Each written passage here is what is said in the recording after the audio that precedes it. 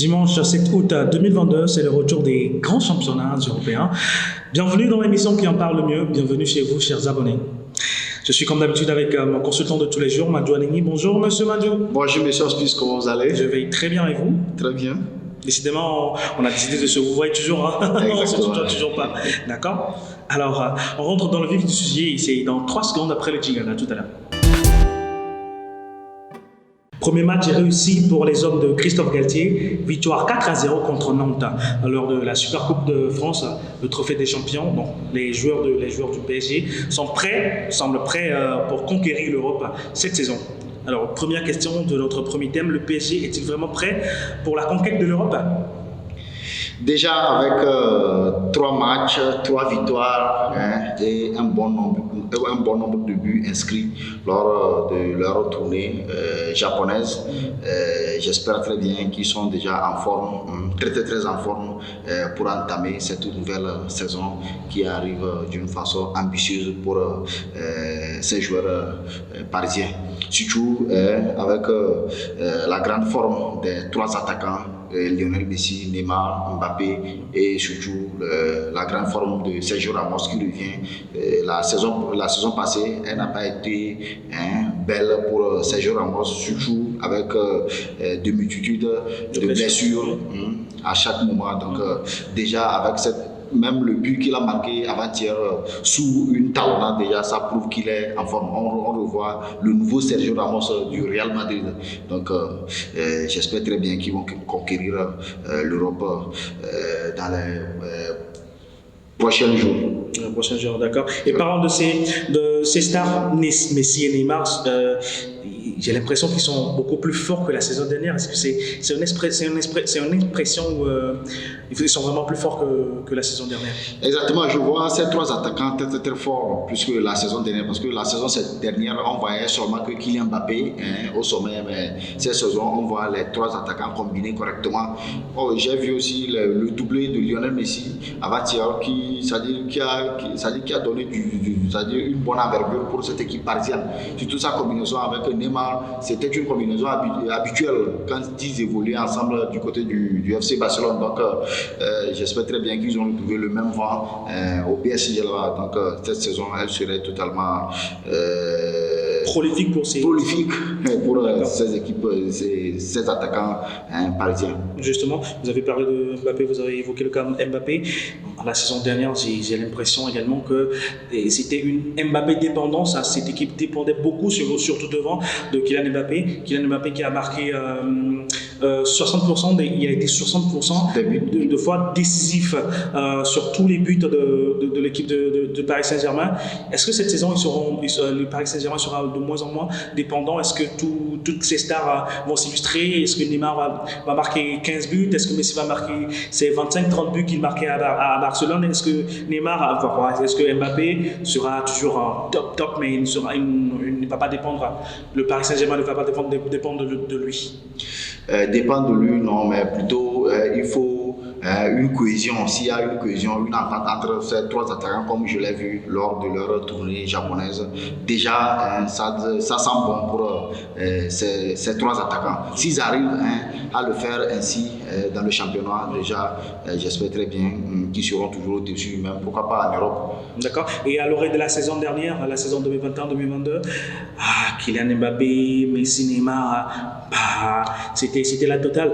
On a annoncé ce trio, le trio le plus prolifique, le trio le plus complet des 5 grands championnats. Des 5 grands championnats, mais finalement c'est seulement Mbappé qui s'est illustré. Il y avait également Di Maria qui était dans la rotation, mais finalement il ne reste plus que ces 3. Donc finalement vous pensez que ces 3 vont s'illustrer au même niveau? Je les vois s'illustrer au même niveau. La saison passée, Lionel Messi, comme il venait fraîchement du FC Barcelone, donc il fallait un peu de temps pour maîtriser très bien le championnat. Nous le savons très bien que c'est un grand joueur élu. Il n'a pas besoin de beaucoup d'adaptation. Donc déjà avec son talent et l'expérience qu'il a cette saison, j'espère très bien qu'il va aider les 2 autres attaquants à évoluer ensemble comme lui. Kylian Mbappé, c'est un jeune joueur, c'est quelqu'un qui est très ambitieux. Moi, je le vois s'asseoir à la table de Messi et Cristiano Ronaldo dans les prochaines années. Donc, si il y a la cohésion, comme je l'avais dit déjà, je vois une attaque de feu pour cette équipe parisienne.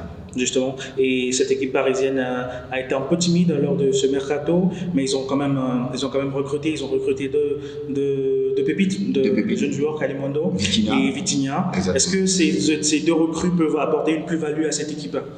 Oh oui, je vois ces deux recrues apporter une plus-value à cette équipe parisienne.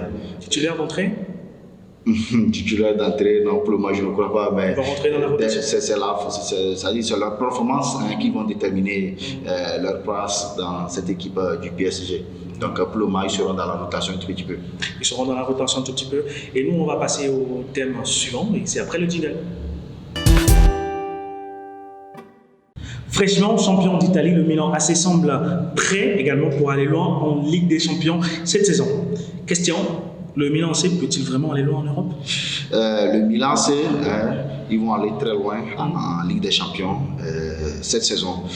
Déjà avec la cohésion, Olivier Giroud, Théo Hernandez et Rafael Leao, le Portugais, ça sent bon pour cette équipe, surtout avec la venue de Divock Origi, l'international belge. Déjà, je vois une équipe très en forme souvent. Et Zlatan Ibrahimovic joue le joker pour cette équipe. Donc, avec toutes ces stars, je vois une Milan AC conquérir l'Europe la saison prochaine. Ça fait deux concurrents d'Europe à part le Paris Saint-Germain, avec le Paris Saint-Germain. Justement, en attaque. Le Real Madrid en Espagne. Je dis ça, je dis rien. En attaque, je ne crains pas grand-chose, mais dans l'entrejeu, avec la perte de Franck Kessié, est-ce que Franck Kessié, le départ de Franck Kessié ne laisse pas un trou dans l'entrejeu au milieu de terrain? Déjà, avec les nouveaux venus, les nouveaux joueurs venus, et surtout la cohésion d'Olivier Giroud, Rafael Leao, le Portugais, Théo Hernandez, le Français, ça sent bon pour cette équipe du Milan AC d'aller conquérir l'Europe la saison prochaine. D'accord. Et décidément, le Milan AC n'a pas fini de recruter. Il y a également Firmino dans le viseur. Roberto Firmino. Est-ce que vous y croyez avec la forte concurrence en attaque? Il y a Diogo Jota qui peut jouer en attaque. Il y a également Salah qui peut jouer en attaque. Certes, Mané est parti, mais il y a également le jeune portugais. Darwin Núñez. Le jeune Darwin Núñez qui est fraîchement venu. Donc finalement, il aura de moins en moins de minutes. Finalement, est-ce qu'il peut débarquer au Milan AC? Même depuis Roberto Firmino, 7 ans de jeu avec Liverpool sont trop peu. C'est un jeune joueur qui a plein de talent, c'est-à-dire qui est petit de talent, et il a besoin du temps de jeu. Et j'espère très bien, s'il arrivait à quitter Liverpool, il va bénéficier beaucoup. C'est surtout du côté de Milan, j'espère très bien qu'il serait titulaire. Donc le mieux, c'est à lui de décider. Et si réellement il a besoin de temps de jeu, comme nous-mêmes le voyons, il n'a qu'à débarquer du côté du Milan AC pour avoir un bon temps de jeu. Un très bon temps de jeu. Et jusqu'où vous croyez le Milan AC être en Ligue des Champions cette saison? Déjà, moi, je les vois en 8e de finale. D'accord. Avec cette allure, je les vois dépasser le cas des matchs de poule et jouer des 8e. D'accord, ils seront éliminés en 8e par qui? L'Atlético? On revient tout de suite dans le Real Madrid. Indésirable au FC Barcelone, au Barça, Clément Lenglet semble retrouver une très bonne santé à Tottenham. Donc la question, Clément Lenglet pourrait-il se relancer finalement à Tottenham?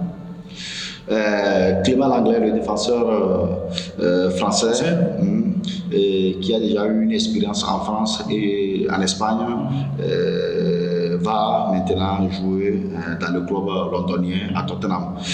C'est maintenant à lui de prouver son talent. Du coup, au FC Barcelone, il n'a pas su être convaincant, il n'a pas porté un bon jeu pour cette équipe du FC Barcelone pour pouvoir lui garder. Donc maintenant, c'est à lui d'attirer les yeux des autres clubs sur lui. Déjà, avec son âge, il devrait jouer plus que ça. D'accord. À son âge, il devait jouer plus que ça, mais sa forme actuelle n'est pas favorable, donc il doit réaméliorer pour pouvoir convaincre Antonio Conte. Justement, parlant d'Antonio Conte, est-ce que Conte, les mots forts de Conte, les discours bref, de Conte peuvent le galvaniser, peuvent le ramener à un très bon niveau? Est-ce qu'il peut réussir dans le dispositif de Conte? Moi, je le vois très bien réussir sous les ordres de Conte. Déjà, avec le style de jeu de Conte, et même quand on regarde leur entraînement, ça sent bon. On sent très bien que c'est une équipe ambitieuse qui a envie d'aller montrer quelque chose dans la saison prochaine. Donc avec Antonio Conte, j'espère très bien qu'il va revenir au meilleur niveau. Au meilleur niveau. Oui. Et une fois qu'il revient au meilleur niveau, est-ce qu'il peut aspirer à jouer à la Coupe du Monde? Parce qu'en défense centrale, il y a Raphaël Varane. Il y a Raphaël Varane, il y a le jeune du Bayern. Il y a également Jules Koundé, il y a Upamecano il y a plein de défenseurs. Est-ce qu'il peut aspirer à être titulaire en Coupe du Monde une fois qu'il a fait un très bon début de saison à Tottenham? Oui, exactement. S'il arrive à faire une saison exceptionnelle du côté de Tottenham, mais pourquoi pas ne pas le titulariser lors du mondial? Didier Deschamps, lui, il veut que des meilleurs joueurs, il veut des joueurs qui peuvent l'aider à remporter les matchs. Donc du coup, s'il arrivait à enchaîner des bons matchs, déjà, il serait dans la liste de Didier Deschamps pour la prochaine Coupe du Monde. Est-ce qu'il va finalement, est-ce que Tottenham va finalement lever son option d'achat ou il va retourner au Barça, parce qu'on est d'accord qu'il est en prêt? Oui. Déjà, avant que Tottenham ne lève son option d'achat, c'est à lui de prouver un bon jeu. S'il produit un bon jeu sur le terrain, comme nous venons de le dire tout à l'heure, s'il arrive à convaincre Antonio Conte sur le terrain, Tottenham va lever le plus tôt possible son option d'achat, sans doute. De toutes les façons, c'est pas l'argent qui manque à ces clubs anglais. Les meilleurs clubs, les clubs les plus riches du monde sont des clubs anglais. Je dis ça, je dis rien. On se retrouve tout à l'heure après le jingle pour aborder le dernier thème de cette émission. Alors, le dernier thème de cette édition, c'est un thème mystère, parce qu'on va faire des pronostics. M. Aneni va faire des pronostics sur les 4 meilleures équipes au terme de cette saison qui arrive à grands pas. Tu vas me nommer les quatre grandes équipes, les 4 meilleures équipes qui iront en Ligue des Champions, je ne sais pas, les 4 grandes équipes qui finiront première, deuxième, troisième, quatrième dans chaque championnat. On va commencer par la France. Premier, Paris Saint-Germain. Premier, Paris Saint-Germain. Je vois deuxième, l'Olympique de Marseille. D'accord. Oui. Troisième, l'Olympique Lyonnais. D'accord. Quatrième, Nice. Monaco. Moi, je vois Nice. D'accord. Nice de l'ancien coach de Dortmund. D'accord, en Angleterre. En Angleterre, comme toujours, je vois Manchester City encore champion. Je les vois champions. Liverpool, avec leur attaquant en feu, Erling Haaland, et le grand milieu du terrain, Kevin De Bruyne. Déjà, je vois cette équipe garder leur titre. Donc, vous pensez que vous pensez que Manchester City sera encore meilleur que Liverpool cette saison? Moi, je vois Manchester City dominer carrément Liverpool cette saison. Donc, ce n'est pas un pronostic, mais plutôt quand on voit déjà la pré-saison de Manchester City, on sent très bien que cette équipe, elle a encore les armes offensives. Justement, je n'ai pas suivi le match amical contre le Bayern. Finalement, c'est qui a gagné? Contre le Bayern Munich, c'était le Bayern Munich qui a gagné. C'était le Bayern Munich. Ils ont gagné à combien? Ils ont gagné 1-0. D'accord. Et deuxième en Angleterre, Liverpool? Deuxième en Angleterre, c'est Liverpool sans doute. D'accord, troisième. Liverpool. Troisième, moi je vois Chelsea. D'accord, Le quatrième. club londonien. Quatrième, peut-être Manchester United qui peut. Avec Ronaldo ou sans Ronaldo? Sans Ronaldo. Donc vous voyez que je joue Ronaldo dans un autre club, donc moi je le vois partir pour rester, hein, c'est-à-dire il sera là, franchement, il va pas quitter. Mais ces derniers jours, il est trop critiqué avec la presse anglaise, notamment. Il a quitté le stade.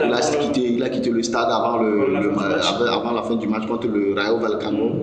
Le coach aussi a dit il n'accepte pas du tout cela. Bon, déjà avec les propos. C'est de l'indiscipline. Normalement, les propos figureux. Non, c'est pas plutôt il est la star. En Angleterre, normalement, les matchs de préparation, bon, un joueur peut partir quand il veut. Mais quand ce sont des matchs officiels. On va pas jouer l'avocat de Cristiano Ronaldo. On part en Italie. En Italie, je vois l'Inter Milan revenir premier. D'accord. Deuxième, l'AC Milan. Troisième, l'AS Roma de José Mourinho. Un club très ambitieux avec des recrues phares. D'accord. Oui. Donc je vois ce club terminer. Troisième et quatrième, je vois entre l'Atalanta et le Napoli. La Juventus. Bon, la Juventus, je les vois aussi s'insérer dans le top 4. Du coup, elle n'a pas été, la Juventus n'a pas été très convaincante lors de leur tournée.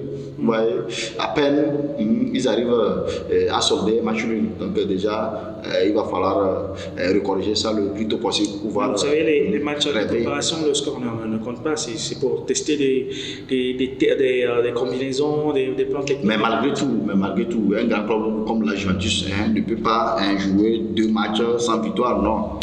Malgré tout, un grand club comme le Real Madrid ne peut pas perdre un classico lors de. Justement, parlons de Real Madrid en Espagne.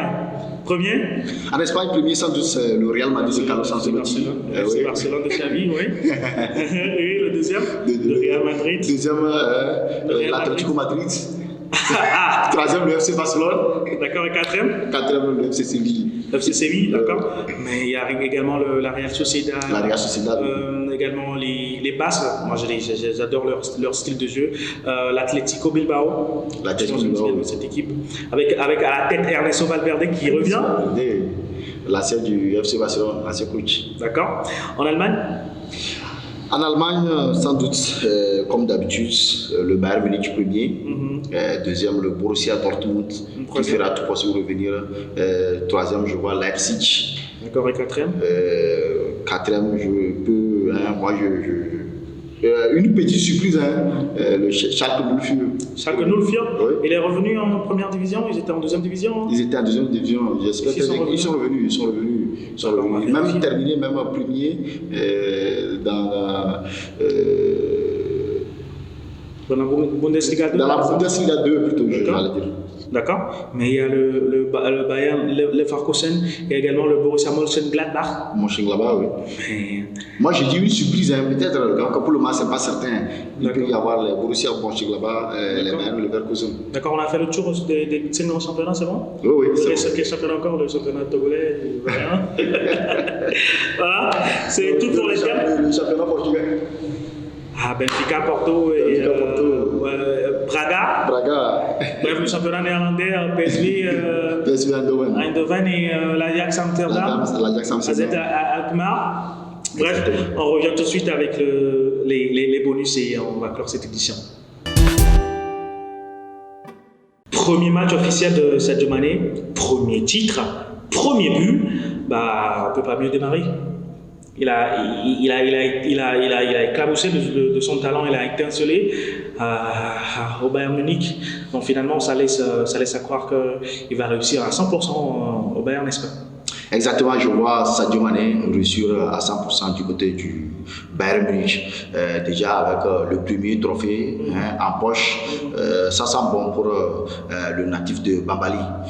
J'espère très bien qu'il va bientôt remporter la Bundesliga et prétendre remporter aussi la Ligue des Champions. D'accord, mais au Bayern Munich, lors de ce match, il était neuf. Oui. Il a joué 9. Il a même marqué. Ouais, il a joué en 9, c'est-à-dire en attaque. Oui. Ces derniers matchs, même en finale de Ligue des Champions, il était en 9.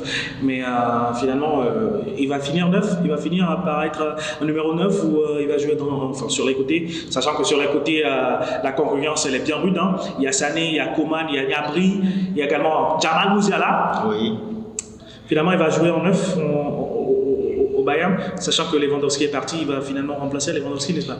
À mon avis, s'il joue le poste du numéro 9, ça serait plus avantageux pour lui. Du coup, Robert est-ce qu'il a le flair pas là. de marquer? Robert Lewandowski n'est pas là, Choupo-Moting aussi n'est pas là, mais à qui d'assumer ce poste? Ça serait Choupo-Moting, il est parti?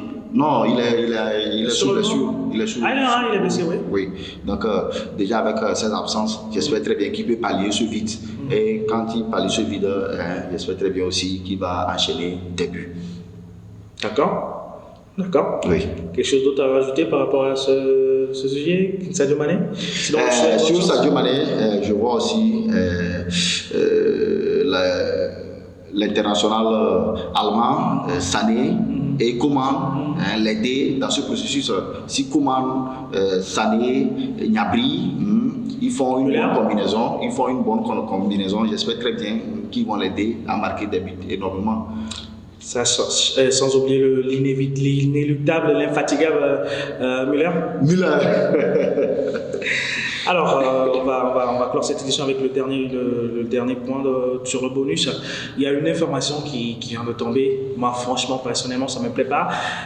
Il se pourrait que Chelsea puisse recruter Pierre-Emerick Aubameyang.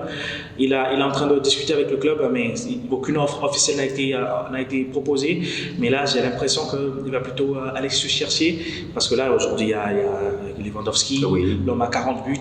Donc là, techniquement, dans sa tête, il s'est dit, certes, il va aller au combat, il va chercher à rivaliser, mais franchement, il ne peut pas faire le poids, il ne peut pas jouer, il va moins jouer. Donc finalement, je pense qu'il va aller du côté de Chelsea. Est-ce que vous trouvez ça une bonne idée? D'abord pour le joueur et pour le club? Moi, je trouve ça comme une bonne idée pour le joueur personnellement.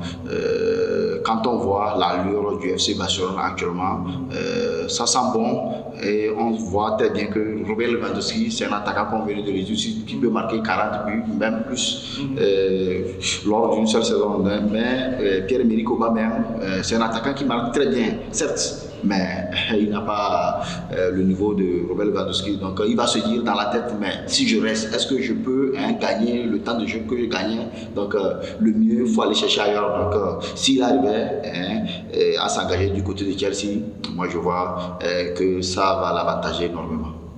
Et Barça, qu'est-ce que le Barça va gagner? Peut-être de l'argent, mais il va gagner en effectif de qualité, n'est-ce pas? Il va gagner un effectif de qualité, mais le problème qui s'oppose à Liga maintenant, le Barça ne peut pas enregistrer toutes ses recrues. Donc s'ils arrivent déjà à faire partir Aubameyang, j'espère très bien que les autres aussi trouveront leur part. Qui vous a dit que le Barça ne peut pas enregistrer toutes ces recrues? Il y a également Catherine Levé qui va être activé, et ils vont recevoir 100 millions d'euros, donc ils peuvent enregistrer leurs recrues.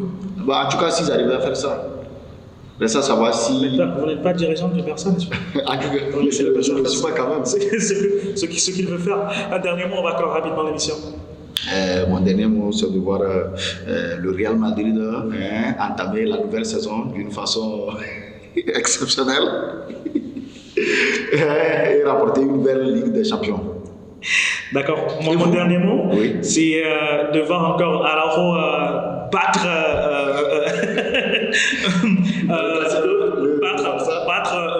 Vinicius et Alaba. Ok, on verra. Et mon dernier mot également, c'est de mettre Chelsea en garde, parce que finalement, ils nous ont déjà volé Koulibaly, ils ne vont pas nous voler Aubameyang. Bon. Chelsea, faites gaffe. C'est sur ces mots qu'on va mettre fin à cette édition. Merci à tout le monde, merci à vous tous qui avez suivi. Et moi, je suis excité de rentrer dans cette nouvelle saison par vous, n'est-ce pas? Moi également. Parfait.